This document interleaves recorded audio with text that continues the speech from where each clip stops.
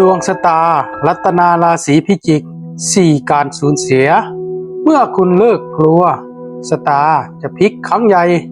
ถึงเวลาแล้วราศีพิจิกต้องฟังให้จบนะครับสวัสดีครับท่านผู้ชมและท่านผู้ฟังท่านด้วยนะครับขอต้อนรับกับเข้าสู่ช่อง SM เสริมดวงบารมีด้วยธรรมะอีกแล้วนะครับทุกท่านราศีพิจิกถ้าช่วงที่ผ่านมารู้สึกว่าชีวิตเหมือนต้องสูญเสียอะไรบางอย่างอยู่ตลอดเวลาเสียโอกาสเสียคนบางคนสูญเสียเงินสูญเสียความมั่นใจหรือแม้แต่สูญเสียความรู้สึกว่าเมื่อไหร่ชีวิตของเราจะดีขึ้นสักทีขอให้คุณหยุดตรงนี้สักครู่นะครับแล้วฟังให้จบนะครับเพราะบางครั้งการสูญเสียไม่ได้เข้ามาเพื่อพรากสิ่งที่เรารักออกไปจากชีวิตเสมอไปแต่อาจกำลังเข้ามาเพื่อเปิดพื้นที่ให้กับสิ่งที่ใหม่เหมาะสมกว่าเดิมคนเรามักจะกลัวการเปลี่ยนแปลงเพราะเราไม่รู้ว่าสิ่งที่กำลังจะเกิดขึ้นจะพาเราไปไหนแต่สำหรับชาวราศีพิจิกแล้ว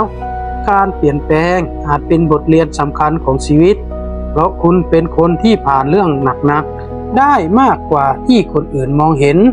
หลายครั้งคุณไม่ได้ร้องไห้ให้ใครเห็นไม่ได้บอกใครว่ากำลังเหนื่อยไม่ได้บอกว่าตัวเองกำลังกลัวแต่กลับเลือกกัดฟันเดินต่อและนี่คือเหตุผลที่วันนี้อยากชวนคุณมอง4การสูญเสียในมุมใหม่ไม่ใช่เพื่อบอกว่าการสูญเสียเป็นเรื่องดีแต่เพื่อเตือนว่าสิ่งที่จากไปไม่ได้หมายความว่าชีวิตของคุณจะพังลงบางสิ่งจากไปเพราะหมดเวลาของมันแล้วบางคนจากไปเพราะเส้นทางของคุณกำลังเปลี่ยนบางคน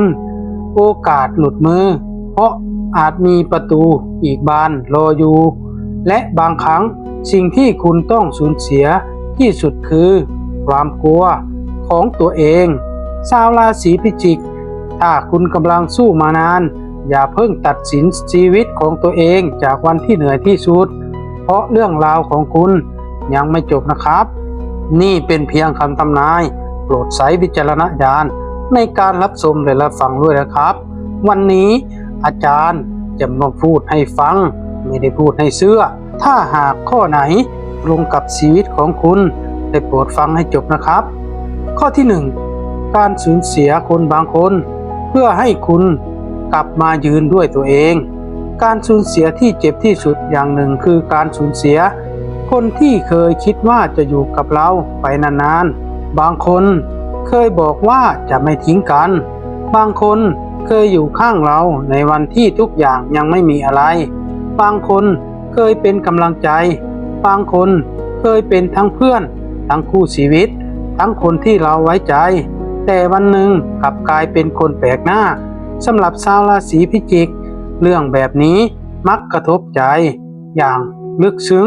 เพราะคุณไม่ได้เปิดใจให้ใครง่ายๆแต่เมื่อคุณรักหรือไว้ใจใครแล้วคุณมักให้ความจริงใจอย่างเต็มที่ดังนั้นเมื่อคนคนหนึ่งเดินออกไปสิ่งที่เจ็บอาจไม่ใช่แค่การไม่มีเขาอยู่แต่คือคำถามที่เกิดขึ้นในใจว่าแล้วสิ่งที่เราทุ่มเทไปทั้งหมดมันไม่มีความหมายหรือไรคำตอบคือมันมีความหมายเพียงแต่ความหมายของบางคนความสัมพันธ์ไม่ได้อยู่ที่การอยู่ด้วยกันตลอดชีวิตบางคนเข้ามาเพื่อสอนให้คุณรู้จักรักบางคนเข้ามาเพื่อสอนให้คุณรู้จักเสียสละบางคนเข้ามาเพื่อสอนให้คุณรู้จักขอบเขตและบางคนเข้ามาเพื่อสอนบทเรียนว่าเราไม่ควรฝากทุกคุณค่าของตัวเองไว้กับใครถ้าวันนี้มีใครกำลังเดินออกจากชีวิตของคุณอย่ารีบวิ่งตามหาทุกคนบางครั้งการปล่อยมือไม่ใช่ความพ่ายแพ้มันคือการยอมรับว่าเส้นทางของคนสองคนอาจไม่ได้ไปทางเดียวกันอีกแล้วคุณอาจร้องไห้ได้คุณอาจเสียใจได้คุณอาจคิดถึงได้แต่ขออย่างเดียวอย่าหยุดชีวิตของตัวเองเอาไว้กับคนที่เลือกเดินออกไปราศีพิจิก คุณต้องจำประโยคนี้เอาไว้ให้ดีนะครับ คนที่จากไปอาจเอาบางส่วนของความทรงจำไปด้วย แต่เขาไม่สามารถเอาอนาคตของคุณไปได้อนาคตยังมีและยังเป็นของคุณวันนี้คุณอาจยังไม่เห็นว่าชีวิตดีขึ้นอย่างไรแต่วันหนึ่งคุณอาจจะมองย้อนกลับไปแล้วเข้าใจว่าการจากลาในวันนั้นทำให้คุณกลับมารู้จักตัวเองมากขึ้นคุณจะเริ่มรู้ว่าใครควรอยู่ใครควรปล่อยอะไรควรรักษาและอะไรไม่ควรเสียเวลาอีกต่อไปบางครั้งโชคชะตาไม่ได้ส่งคนใหม่เข้ามาทันทีแต่ส่งตัวคุณคนใหม่กลับมาให้คุณก่อนคนที่เข้มแข็งกว่าเดิม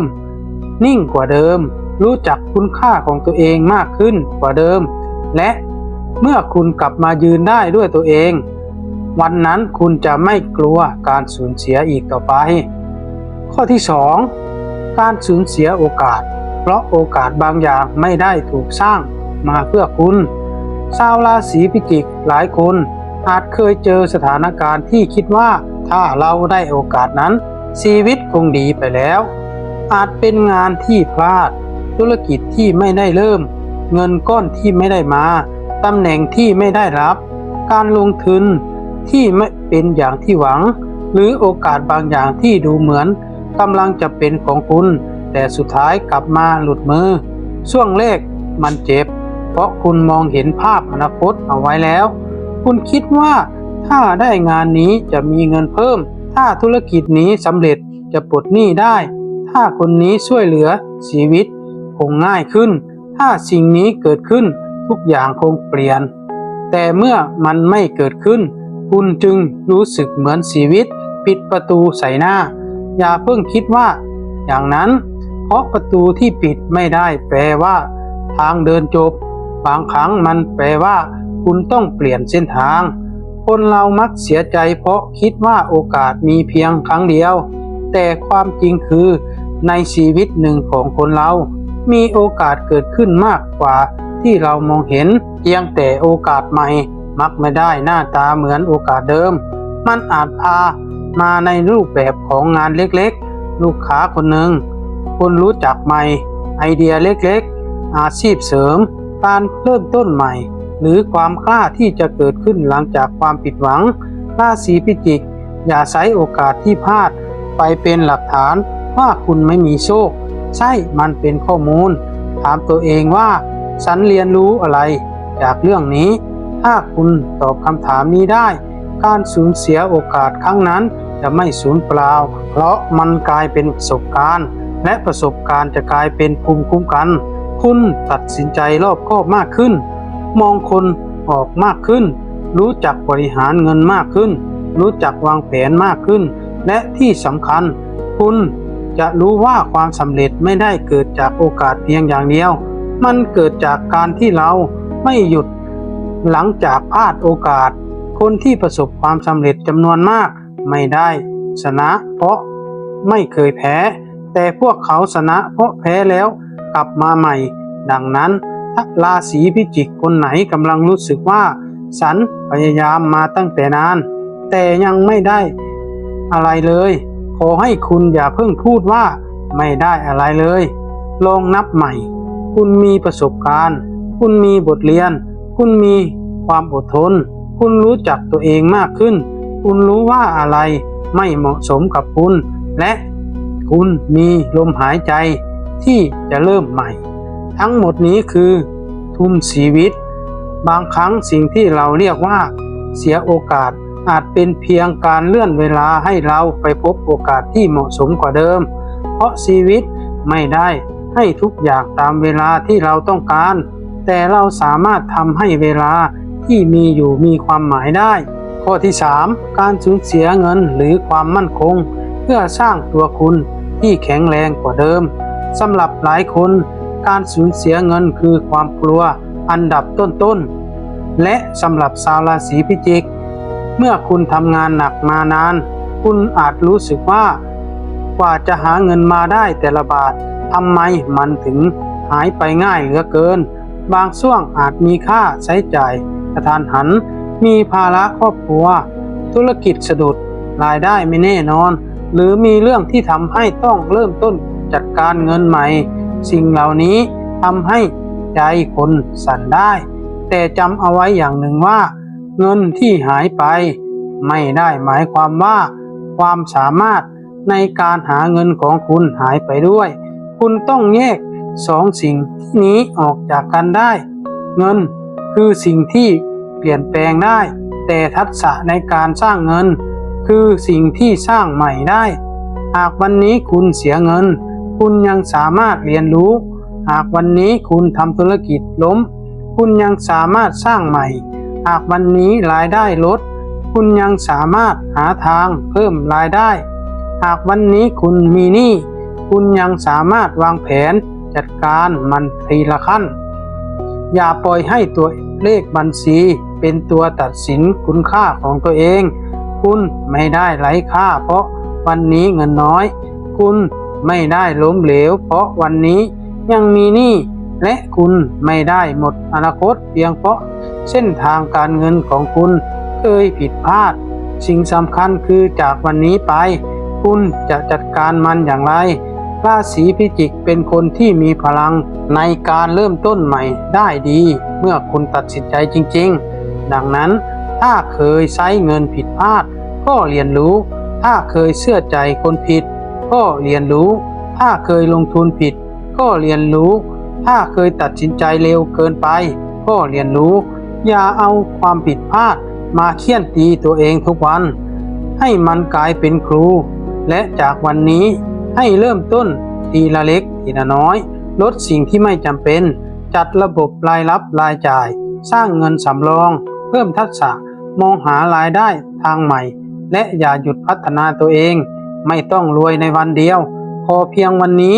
ดีกว่าเมื่อวานเล็กน้อยก็เพียงพอแล้ว1 ก้าวในวันนี้อีก1 ก้าวในวันพรุ่งนี้วันหนึ่งคุณจะหันกลับมาแล้วพบว่าเรามาไกลกว่าที่คิดจริงๆและนั่นคือจุดเริ่มต้นของการพลิกชีวิตที่แท้จริงไม่ใช่เพราะโชคหล่นลงมาจากฟ้าแต่เพราะคุณแข็งแรงพอที่จะคว้าโอกาสเมื่อมันมาถึงข้อที่4การสูญเสียความกลัวจุดเปลี่ยนที่สำคัญที่สุดและนี่คือการสูญเสียที่สำคัญที่สุดราศีพิจิกสิ่งที่คุณควรสูญเสียให้ได้ไม่ใช่คนไม่ใช่เงินไม่ใช่โอกาสแต่คือความกลัวว่าจะล้มความกลัวว่าจะผิดความกลัวว่าคนอื่นจะไม่ยอมรับความกลัวว่าจะเริ่มต้นแล้วไม่สำเร็จความกลัวว่าอายุจะมากเกินไปความกลัวว่าจะไม่มีใครสนับสนุนความกลัวว่าโชคของตัวเองคงไม่มีวันเปลี่ยนความกลัวเหล่านี้บางครั้งไม่ได้ทำร้ายเราโดยตรงแต่มันทำร้ายเราไม่ได้ลงมือทำและสิ่งที่น่ากลัวที่สุดไม่ใช่การล้มเหลวแต่คือการมีชีวิตอยู่กับคำว่าถ้าวันนั้นฉันกล้ากว่านี้ราศีพิจิกหากมีบางสิ่งที่คุณอยากทำและเป็นสิ่งที่ดีมีเหตุผลและไม่ทำร้ายตัวเองหรือผู้อื่นจงเริ่มวางแผนไม่ต้องรอให้พร้อม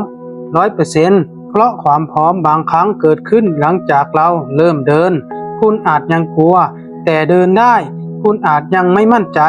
แต่เรียนรู้ได้คุณอาจยังไม่มีเงินมากแต่เริ่มจากสิ่งที่มีได้คุณอาจไม่มีคนสนับสนุนแต่สร้างกำลังใจให้ตัวเองได้คุณไม่จำเป็นต้องรู้ว่าปลายทางจะเป็นอย่างไรทั้งหมดขอเพียงรู้ว่าก้าวต่อไปคืออะไรแล้วเดินไปทีละก้าวนี่คือจุดที่ชีวิตเริ่มเปลี่ยนเมื่อคุณเลิกถามว่าถ้าฉันล้มจะทำอย่างไรแล้วเปลี่ยนเป็นถ้าฉันไม่ลองเลยฉันจะเสียใจอะไรบ้างคำถามนี้จะเปลี่ยนมุมมองของคุณเพราะคุณจะเริ่มเห็นว่าบางครั้งสิ่งที่คุณกลัวที่สุดไม่ใช่สิ่งที่เกิดขึ้นจริงๆหลายเรื่องที่คุณกลัวในวันนี้อาจไม่ได้เกิดขึ้นเลยแต่เวลาที่คุณเสียไปเพราะความกลัวที่นั้นเกิดขึ้นจริงๆดังนั้นอย่ามอบเวลาทั้งชีวิตให้กับความกลัวชาวราศีพิจิกกับการเปลี่ยนแปลงครั้งใหญ่ราศีพิจิก ถ้าช่วงนี้ชีวิตของคุณกำลังเปลี่ยนแปลงขอให้มองมันด้วยสติไม่ใช่ทุกการเปลี่ยนแปลงจะหมายถึงโชคใหญ่และไม่ใช่ทุกการสูญเสียจะหมายถึงโชคร้ายชีวิตมีขึ้นมีลงสิ่งสำคัญคือเราใช้ช่วงเวลานั้นอย่างไรถ้าชีวิตกำลังอยู่ในช่วงขาลงจงใช้มันสร้างรากฐาน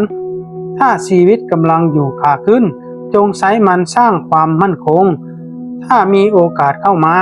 จงใช้เหตุพิจารณาถ้ามีบางอย่างจากไปจงเรียนรู้ที่จะปล่อยอย่างมีสติและถ้ามีความกลัวเกิดขึ้นจงถามตัวเองว่าฉันกำลังกลัวสิ่งที่เกิดขึ้นจริงๆหรือกำลังกลัวสิ่งที่ยังไม่เกิดคำถามนี้สำคัญมากเพราะบางครั้งเราเจ็บกับเรื่องที่ยังไม่เกิดขึ้นเราคิดไปก่อนกลัวไปก่อนเสียใจไปก่อนและยอมแพ้ไปก่อนทั้งที่ความจริงยังไม่ได้เริ่มต้นด้วยซ้ำราศีพิจิกอย่าเพิ่งยอมแพ้กับชีวิตจากบทหนึ่งของเรื่องราวเพราะหนังสือชีวิตของคุณยังมีอีกหลายหน้าสำหรับคนที่สู้มานานแต่ยังไม่เห็นผลถ้าคุณกำลังฟังอยู่และรู้สึกว่าถ้าฉันเหนื่อยมานานแล้วอยากให้คุณรู้ว่าคุณไม่จำเป็นต้องเข้มแข็งตลอดเวลาคุณพักได้คุณร้องไห้ได้คุณยอมรับว่าเหนื่อยได้แต่หลังจากพักแล้วขอให้กลับมายืนอีกครั้งเพราะการพักไม่ใช่การยอมแพ้การร้องไห้ไม่ใช่ความอ่อนแอและการเริ่มใหม่ไม่ใช่การกลับไปอยู่จุดเดิมคุณกำลังเริ่มใหม่ด้วยประสบการณ์ที่มากกว่าเดิมนั่นหมายความว่าแม้คุณจะเริ่มจากจุดเล็กๆแต่คุณไม่ได้เริ่มจากศูนย์คุณเริ่มจากบทเรียนทั้งหมดที่ชีวิตเคยให้มาดังนั้นถ้าวันนี้ยังไม่มีเงินก้อนก็อย่าเพิ่งหมดหวังสร้างทีละบาทถ้ายังไม่มีงานที่ใช่ก็อย่าเพิ่งหมดหวังพัฒนาทักษะทีละอย่างถ้ายังไม่มีคนเข้าใจก็อย่าเพิ่งหมดหวังเรียนรู้ที่จะเข้าใจตัวเองก่อนถ้ายังไม่มีความสำเร็จก็อย่าเพิ่งหมดหวังทำวันนี้ให้ดีที่สุดเพราะความสำเร็จไม่ได้เกิดจากวันที่เรามีกำลังใจอย่างเดียวแต่มันเกิดจากวันที่เราไม่มีแรงแล้วเรายังทำสิ่งที่ควรทำต่อไปราศีพิจิกครับให้เปลี่ยนคำว่าการสูญเสียเป็นพื้นที่สำหรับสิ่งใหม่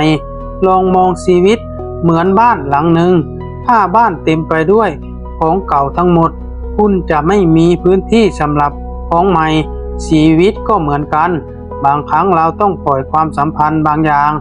ปล่อยความคิดบางอย่างปล่อยนิสัยบางอย่างปล่อยความกลัวบางอย่างและปล่อยความดีบางส่วนไม่ใช่เพราะอดีตไม่มีค่าแต่เพราะคุณต้องมีพื้นที่ในอนาคตสิ่งที่จากไปอาจเป็นบทหนึ่งแต่ไม่ใช่ทั้งเล่มและวันที่คุณเข้าใจเรื่องนี้คุณจะเริ่มไม่กลัวการเปลี่ยนแปลงเหมือนเดิมคุณจะเริ่มพูดกับตัวเองว่าถ้ามันจบก็ให้มันจบอย่างมีความหมายถ้ามันจะจากไปก็ให้ฉันได้เรียนรู้ถ้าฉันพลาดก็ให้ฉันเก่งขึ้นถ้าฉันล้มก็ให้ฉันลุกขึ้นอย่างระมัดระวังกว่าเดิมนี่คือพลังของคนที่ผ่านความลำบากมานานแล้วคุณไม่ได้แข็งแรงเพราะไม่เคยเจ็บคุณแข็งแรงเพราะเคยเจ็บและยังเดินต่อบทสรุปชีวิตของคุณยังไม่จบนะครับราศีพิจิกก่อนที่คลิปนี้จะจบอยากให้คุณหลับตาสักครู่แล้วนึกถึงตัวเองในวันที่ผ่านมานึกถึงวันที่คุณเคยร้องไห้คนเดียววันที่คุณต้องทำเหมือนไม่มีอะไรวันที่เงินไม่พอวันที่งานมีปัญหาวันที่คนที่ไว้วางใจทำให้ผิดหวังวันที่โอกาสหลุดมือวันที่ถามตัวเองว่าทำไมต้องเป็นฉันแต่คุณรู้ไหมแม้ในวันที่คุณคิดว่าตัวเองไม่ไหวคุณก็ยังผ่านมาได้คุณอาจไม่ได้ผ่านนับมันมาอย่างสมบูรณ์แบบแต่คุณผ่านมาแล้วและนั่นคือรากฐานว่าคุณแข็งแกร่งกว่าที่คุณคิดจากวันนี้ไปอย่าขอให้ชีวิตไม่มีปัญหาแต่จงให้ตัวเองมีสติที่ผ่านปัญหาอย่าขอให้ไม่มีใครจากไป แต่จงขอให้ตัวเอง